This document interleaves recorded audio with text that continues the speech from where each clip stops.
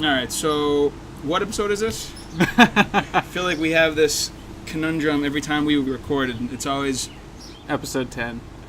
Is it? Yeah? Yeah, episode 10.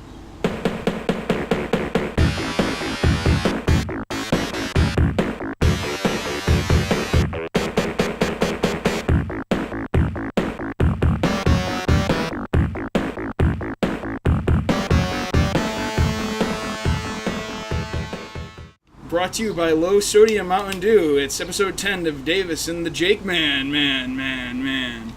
I really doubt that's low sodium. It says it right there. Low sodium. Yeah, they don't say anything about the high fructose corn syrup, but, not a lot of sodio in there. Okay, so we tried to do this about 2 months ago, and we sucked at it. So here we are trying again. In this month's edition of the podcast, we're going to talk about the past month's tech news, so everything from June. Also, we're going to do a little follow-up on the Samsung Galaxy S8. We made predictions last time we uploaded a podcast about that phone. So, how has Samsung fared in the past 8 or so months since the debacle? So here I am on davisandthejakeman.com/search/label/Davis Tech News. It really, it sticks in your head. It's such good branding. So, we got iOS 11. I'm definitely going to talk about that. I've been testing it out on my iPad. Oh, great. Unfortunately, Davis does not own any iDevices. Well, you don't have to worry about a dongle, so that might be a blessing, actually. Yeah, the Apple tax, is it? Yeah, that's right. Although I put a cable in your cable. Ironically, using the dongle. So, long story short here for the listener, the recording of this was postponed by about 2 hours while I frantically searched my room for the Apple USB-C to USB-A adapter. It's lost, so I had to make an impromptu stop at the local Best Buy to buy another dongle, and then I'm plugging it into my Android phone because USB-C. So yeah, not even an Apple device we're using for the recording of this, but we used an Apple adapter because, strangely enough, it's cross-platform. Well, yeah, it's just cable. Well, yeah, but there is some logic in there. Like, I wouldn't be surprised if you needed, like, a driver or something that's proprietary to OS 10 and iOS. Yeah, so, alright. So, anything off the top of your head that stood out in our past few Davis's Tech News postings? There is an interesting one where Amazon has a patent to stop you from comparison shopping while in its stores, which is kind of ironic because originally that was kind of Amazon's thing, where they would price match and they would do the comparisons for people. So now that they've got their own brick and mortar stores, they're trying to stop the very thing they were built on. Yeah, I mean, the way they look to be doing it is they're probably gonna filter, certain URLs from on their internal Wi-Fi. I don't think it's going to be able to stop any phone data like LTE, 4G, 5G. If you happen to connect to Amazon's brick-and-mortar Wi-Fi, they can block you. And that might be perfectly legal. I mean... customers don't have to use their Wi-Fi. They aren't mandated to allow their customers to use their internet. It's a courtesy. They're offering a courtesy to their customers. They don't have to take them up on it. They can use the 4G on their phones if they don't want the internet to be blocked. Right. I mean, but just because it's lawful doesn't mean it's moral. Right. I mean, some people were thinking this is more of a defensive patent, but we really won't know until Amazon starts using it, and then I'm sure there'll be all kinds of hubbub about it. Now, how many brick and mortar stores does Amazon have? Because I had read something that it was describing a scenario in which there is a store without a clerk. You don't get rung out for your goods. It just comes off your account. Yeah, it was like a grocery store. Yeah. Yeah. I don't know how many they have. I know it's a small number. It can't be more than 10. Qualcomm has partnered with a number of Windows 10 OEMs, the companies that make the Windows hardware aside from Microsoft itself. In place of Intel on select models, you're going to be able to use Snapdragon's top-of-the-line processor. It's 835. It's currently what's powering flagships like the HTC U11 as well as the Galaxy S8 and LG.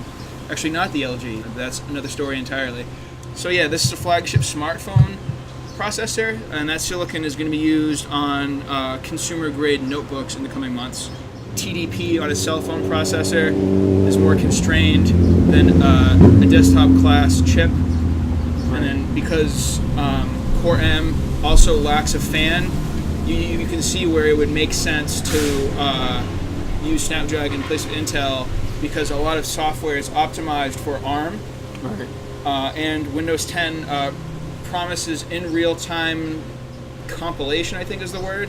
So they're going to compile for ARM, even if the software on Windows 10 for the store apps is native to x86. That's an interesting feature. Yeah, it's been in the works for a while. It's been promised for years. They were going to do it on the Xbox 360. It's been promised on the Xbox One. Hasn't come to fruition. But with this with this Surface laptop, this new Thin and Light from Microsoft that runs the Windows 10s, that runs only Windows Store. This is like their latest push to break that backwards compatibility, to not have to support the legacy code indefinitely, to make Windows more streamlined, more like Android, OS 10, etc. Right. Compatibility has been an issue with Microsoft. I mean, you've experienced their App Store. I mean, the apps that are there are very good. They all run well and they look nice. I like that they've got a consistent user interface across tablet, desktop, smartphone. The problem is just the selection of apps. All right, because what was it called? Apple's Continuum? Or was that Windows Continuum? It's Windows Continuum Apple Continuity. Okay. Yeah. Yeah, the Windows Continuum feature, that's I believe that's smarts built into a convertible machine. It can detect when the kickstand is engaged or the keyboard is attached. It'll become laptop based, and then when there is no input device aside from your hands, it'll become touch optimized. Whereas Apple Continuity is Safari and other first party apps. Your open tabs will sync across devices like iPad, MacBook, and so on. All right, then. So with the new processors, we'll get less overall power consumption. How about actual computing power? The 835 outperforms the Core M, or what was formerly known as the Core M, now called Intel Y series. Why? Yeah, it's the big problem was Core M got such a bad rap because the first generation was so underpowered that people heard Core M and they wouldn't buy the product.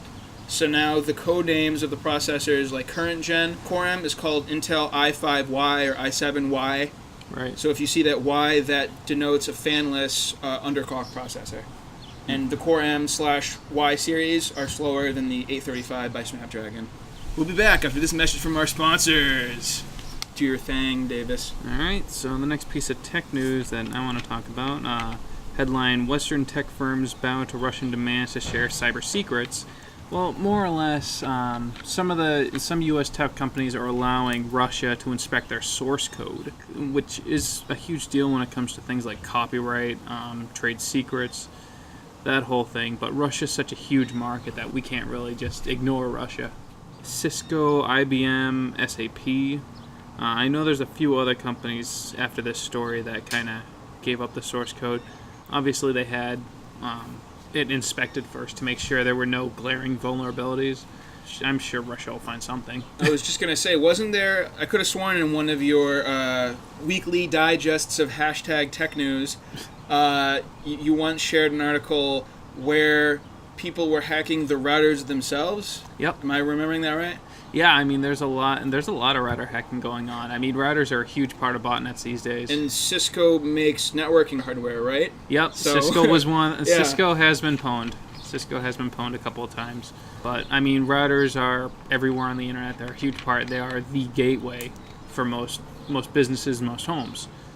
And just controlling that, being able to inject and inspect people's traffic is a huge deal. Yeah. You know? So aside from like a VPN, which is sort of the go-to solution, I guess a firewall Yeah. would be the other big way to protect oneself, to insulate yourself against this sort of threat. Yeah, I mean, there's all kinds of different security measures. There's both hardware and software-based firewalls, port filtering, port redirection. A lot of VPNs will work on that sort of stuff. Another thing is just keeping router firmware updated. People people are not educated. People don't know how to do that, and a lot of companies don't make it easy to do that. Who's gonna log into their router unless they have a specific thing like changing their Wi-Fi password?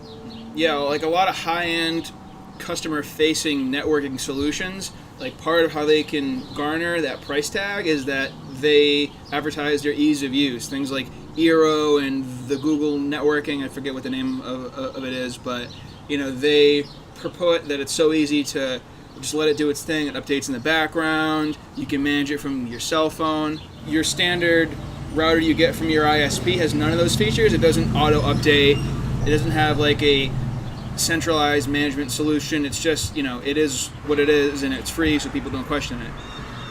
Well, it's not always free. Some companies will charge you like $10 or $20 a month for it. Well, yeah, I know the local ISP here in our county, it's a $3 a month fee. But that's oftentimes invisible to the consumer. They don't realize that that's like bundled in. So like, what does this mean like in the future that private companies in America are bowing, as the article puts, to Russian whims and demands? Right.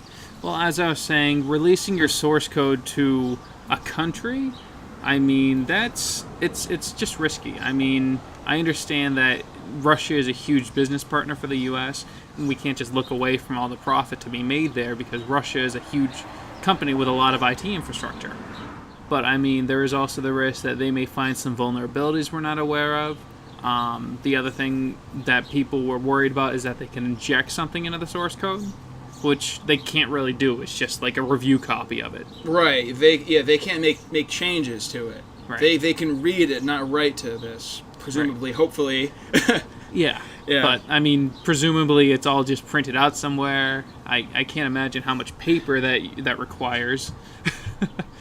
It's a bit of a game changer. I mean, if this becomes the norm with big companies like Microsoft, I mean, it could be a big deal that they'll have to provide their source code in order. Is Microsoft on that list? No. Oh. But Microsoft's source code has been leaked a few times, so... Yeah, wasn't the Windows 10 source code, or parts of it, leaked not too long ago? Yeah. I'm sure if it's leaked, Russia's got it somewhere, but... Now, the first thing that came to mind when you said doing business with Russia is piracy. Yeah. Like, China and Russia are like the biggest two countries with like huge install bases of Windows XP that aren't paid for. And like, not to mention like a lot of the so-called cracked apps that you get for both desktop and phones. Like a lot of those software teams are Russian based due to the fact that the copyright laws of America aren't always upheld in Russia. Like, people can so brazenly pirate, crack, and reverse engineer the software without fear of being tried or jailed. Like, obviously, if you and I were like elite hacksaws, we'd come up with like fake names. But, these people have like Twitter accounts like with pictures of their faces being like, I cracked Microsoft Office 2016, haha, because, they know they're not going to get sued because they're on the other side of the world. No, I mean, piracy is always going to be a problem. It has since the dawn of the internet. I doubt any of our listeners are going to remember things like Napster, but we've been sharing files as long as the internet's been around. I mean, it got a lot easier once we figured out torrenting and splitting files into chunks. I mean, I think it's just a part of the internet. It's a part of internet culture. I mean, but what can you do? It's part of internet culture, right? Yep. Welcome back to Davis and the Drake Man. The monthly podcast where we discuss hashtag technews, now trending, beer, extreme beer. Okay, so among the various pieces of tech news shared in the month of June to davisandthedrakeman.com was a bit about Apple and its adoption of two-factor by default. You want to touch on that, Davis? Yeah, Apple is going to start rolling out two-factor authentication for anybody in the iOS 11 beta. Let's see, it was anybody who had used people already using 2SV will be upgraded to use two-factor authentication instead, while those who have never used it at all will stay as they are. So that's the... Oh yeah, actually, that gets turned on by default during the setup process. So the only people who don't have it turned on by default are like people using older versions of iOS think if you're on iOS 9 or lower, you won't have it, but the part of the like setting up your phone, welcome, all that deal with iOS 10 is like if you just hit next through all the screens, which is what most folks do, you'll get enrolled into the two-step verification. I know because I got prompted for it out of the blue. I'm like, why is this happening? Like I tried to log in, I think it was to my Apple account on the web, and it made me tap a button on my iPad, which is strange to me. As of iOS 10, it's opt-out, assuming that you hit next to the various screens. Nothing that the other companies haven't done already. I mean, it's not as secure as a fingerprint, but it's something. At least if somebody tries to hack you, they need to have your phone. Yeah, instead of having that screen I was talking about where you tap on the iPad, you tap a certain button that appears, Yep. I got a text, which is good because I feel like more people, because in my case especially, where my mobile device isn't an Apple device, like I had to go find my iPad to go tap that button. Whereas if I get a text, everyone has their phone on them at all times. So like you were saying, it's the easiest way to implement two-step, makes the most sense. A lot of people who own one Apple device don't necessarily have all Apple devices. And I guess we should use that to sort of segue into iOS 11 itself. It's by and large the same on the cell phone. iPhones will behave much like they did on iOS 10. What's really interesting is it on the iPad. The reason being is they have implemented a dock system, a lot like macOS, and it works really well, as a matter of fact. Divider on your left side are apps that you've chosen, and on the right side, on the desktop, you get the trash can in your downloads folder. But on iOS, you get your most recently opened apps, which are not otherwise docked.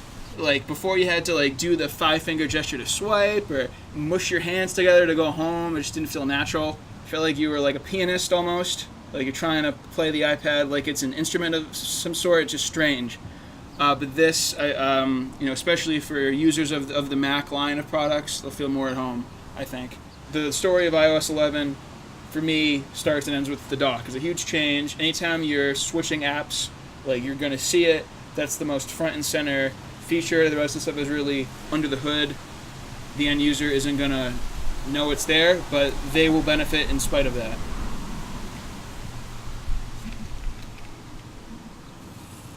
This segment of Davis and the Jake Man brought to you by the FML, Nonpartisan Working Body Consortium. Visit us at fml://davisandthejakeman.com. And use offer code FML for 10% off your first t-shirt. We don't have t-shirts. I have a t-shirt. Yeah, but it has nothing to do with davisandthejakeman.com. Yeah, that's true. It could, but no. I spent the past 5 minutes trying to find this link. I wanted to tell Davis and the listeners about this mouse. It wasn't even in the tech news, but it should have been.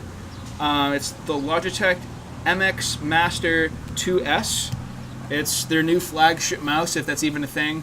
Really what's interesting about it is you see something here that isn't too unlike laptops in a sense. Like they've gotten so good, like they really can't outdo themselves. This mouse is newsworthy only because its predecessor is just as good. Like they did everything they could to like pimp this out and just make it as desirable as possible. So no extra buttons, no higher dots per inch. It's got a higher dots per inch, but it's a wireless mouse. So really, the gaming community, like enthusiasts, are gonna want a wired mouse anyway. Like, this is more for like a productivity-minded person, or possibly like a graphic design person. The only thing they could really add to that is probably make it rechargeable. Oh, this year's and last year's model are. Oh, okay. So yeah, like last year's mouse had all of the bells and whistles you could think of. Like it tracks on any surface, it's rechargeable. I have like the smaller version of this called the Anywhere 2. It's obviously way more portable because it's smaller. That's why I went with that one. They're basically the same price. But yeah, I just wanted to bring this up briefly because like if you look at things like the iPhone 7 versus the 6S or like the 2016 Surface Book versus the 2015 Surface Book, they're basically the same. Like there's no reason to upgrade these products. Like that's why people hang on to their iPads for like 5 years. They can't entice people to ditch their old stuff because their old stuff works so well. So there's just not that wow factor that there was before, where it's like, oh, like 5 years ago, like the first laptop that could last all day, like that was like mind blowing. But like now all laptops can last all day. It's just taken for granted. And they updated the iPad Pro. It's got smaller bezels. Still has the home button though. Them and their bezels. Yeah. Their innovation, smaller bezels. Next, it's gonna have a curved screen, isn't it? Right, yeah, exactly. They'll be where Samsung is now in like 5 years. Eventually, it'll just be 2 screens back to back. I wouldn't be surprised. The ultimate FaceTime. Just a piece of glass. God. That's not the dystopian future I want, but it's the dystopian future I think we as a society deserve. I was checking out the Galaxy S8, and it really has like no bezels. It's nuts. Like there are no side bezels because of that curved screen. And the top ones are so small, like they're hardly there. And with the AMOLED screen, the blacks are actually black, the pixels are turned off, so the small bezels bleed into the black edges of the screen. So like I think that's where the future of handheld devices is going. Like that's the direction things are gravitating towards. Tablets are less important because you're still going to need 2 hands to hold a tablet just because of the size. So the iPad having bezels really isn't a big deal to me. It's more the iPhone. This iPhone 8 or iPhone X, whatever they're going to call it, iPhone 10. They could pull Windows and skip 9, right? This is kind of a make or break moment for Apple.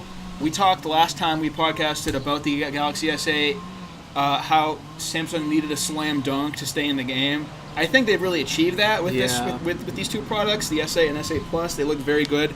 The software, from my small amount of hands-on time, is really pared down. It's less sluggish than earlier versions of the TouchWiz UI.